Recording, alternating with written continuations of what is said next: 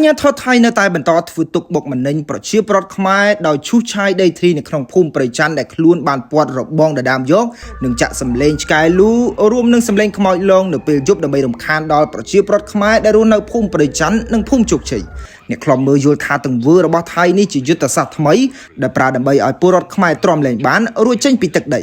អភិបាលរងខេត្តបន្ទាយមានជ័យលោកលីសវណ្ណរិទ្ធបានបញ្ជាក់នៅថ្ងៃទី13ខែតុលាថាភាគីថៃនៅតែបន្តរំលោភបំពានមកលើកម្ពុជាដោយកងទ័ពថៃបានប្រើគ្រឿងចាក់ឈូសឆាយដីធ្លីរបស់ពលរដ្ឋខ្មែរនិងធ្វើសកម្មភាពរាវមីនលោកបន្តថាថៃបានរាវមីនក្នុងទឹកដីខ្មែរនិងចាក់សម្លេងរន្ធត់រំខានដល់ការសម្រាកពេលយប់របស់ពលរដ្ឋខ្មែរនៅភូមិព្រៃច័ន្ទនិងភូមិជោគជ័យតាំងពីយប់ថ្ងៃទី11រហូតដល់យប់រំលងអាធ្រាត្រឈានចូលថ្ងៃទី13ខែតុលាសកម្មភាពរបស់វាក្នុងរយៈពេលចាប់ពីថ្ងៃទី10មកដល់ថ្ងៃទី13យប់មិញនេះការចាក់សម្លេងទាំងពីរភូមិនេះគឺចាក់វល់ព្រឹកនិយាយរួមគឺចាក់វល់ព្រឹកបង2ម៉ោងម្ដង2ម៉ោងម្ដងអត់មានពេលសម្រាប់ទេក្នុងភូមិព្រៃច័ន្ទនិងភូមិជោគជ័យព្រោះសម្លេងវានេះមិនចាក់តិចទេវាចាក់ចង់រំខានយើងហ្មង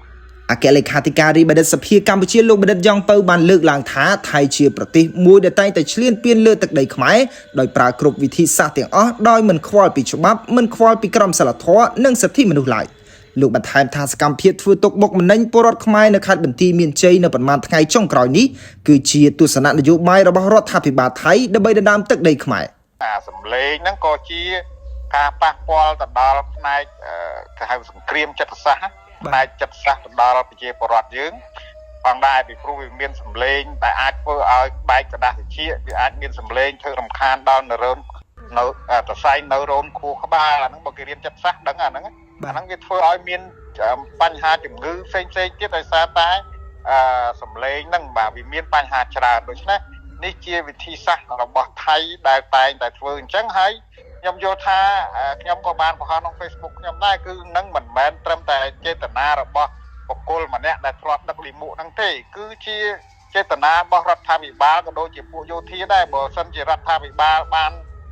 មានបំណងសុឆន្ទៈល្អជាមួយការចរចាទ្វេភាគីមួយកម្ពុជារដ្ឋាភិបាលហាមឃាត់បុគ្គលហ្នឹងហើយតែផ្ទុយទៅវិញលោកអនុទិនឆានវរៈគុលហ្នឹងបែរជាលើកទឹកចិត្តបុគ្គលហ្នឹងធ្វើអញ្ចឹងទៅទៀតលោកបន្តទៀតថាយើងមិនអាចដោយសារតែខ្លាចសម្លេងអស់ហ្នឹងហើយ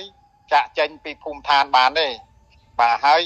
រដ្ឋាភិបាលនិងអាជ្ញាធរដែនដីត្រូវតែទំនុកបម្រុងប្រជាពលរដ្ឋដើម្បីគាត់អាចនៅទីនោះបានហើយទំនុកបម្រុងផ្នែកការទូតអញ្ជើញនៅក្នុងក្រម IOT ហ្នឹងធ្វើការងារឲ្យសកម្មដោយមិនអាចឲ្យរំលងពេលណាមួយបានទេបាទចំណែកអ្នកច្បាប់និងជាអ្នកវិភាគឯករាជ្យលោកវ៉ាន់ចាន់លូតយល់ថាទង្វើរបស់ភាគីថៃបានសម្ដែងឲ្យឃើញនៅការមិនឲ្យតម្លៃកិច្ចព្រមព្រៀងឈប់បាញ់និងបង្ហាញថាថៃនៅតែចិញ្ចឹមចិត្តចង់ប្រើកម្លាំងយោធាដើម្បីបង្ខំឲ្យកម្ពុជាទទួលយកផែនទីដែលថៃគូសដោយឯកតោភាគីតាមរយៈទឹកតាងនៃការចូលមកឈ្លានពានហើយនឹងបណ្ដេញប្រជាពលរដ្ឋចេញពីភូមិករបស់ពួកគាត់គឺស្ដែងឲ្យឃើញពីចេតនាហើយនឹងមហិច្ឆតានៃការវិទីនិយមរបស់ភាគីថៃដោយមិនញញើតញញើមនិងមិនបោះបង់នៅមហិច្ឆតានេះចោលដោយទទេបើតាមលោកវ៉ាន់ចាន់លូដើម្បីដោះស្រាយការឈ្លានពានមួយនេះកម្ពុជាត្រូវប្រើវិធានការចាំបាច់ចំនួន2ដោយវិធានការចម្បងទី1គឺការប្រឆាំងតបតនៅនឹងកន្លែងដើម្បីធានាថាការវាទីឬគ្រប់សកម្មភាពឈ្លានពានរបស់ថៃនឹងមិនអាចសម្រេចទៅបានចំណែកវិធានការការទូតដើម្បីស្វែងរកការអន្តរាគមន៍ពីអន្តរជាតិលោកយល់ថាជាកិច្ចការបន្ទាប់បន្សំដោយថាវាអាចមានប្រសិទ្ធភាពដែរតែមិនអាចទាន់ចិត្តដោយទៅនឹងអ្វីដែលពលរដ្ឋចង់បាន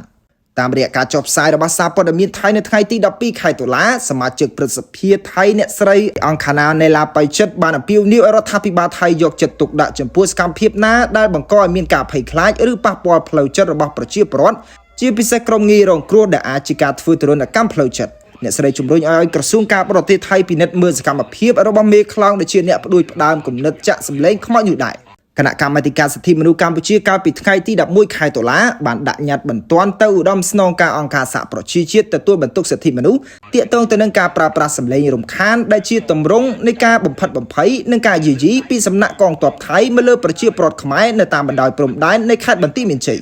ញត្តិនោះស្នើមានការស៊ើបអង្កេតហើយជំរុញឲ្យថៃបញ្ឈប់សកម្មភាពរួមនឹងការផ្ដល់ជំនួយវិជ្ជសាស្ត្រនិងផ្លូវចិត្តចាំបាច់ផ្សេងៗ អាញាធរថៃធ្លាប់ប្រកាសបណ្ដេញពលរដ្ឋខ្មែរនៅភូមិជោគជ័យនិងភូមិព្រៃច័ន្ទនៃខេត្តបន្ទាយមានជ័យដោយយកថ្ងៃទី10ខែតុលាជាថ្ងៃអសន្និវត្តនៃការបណ្ដេញចេញ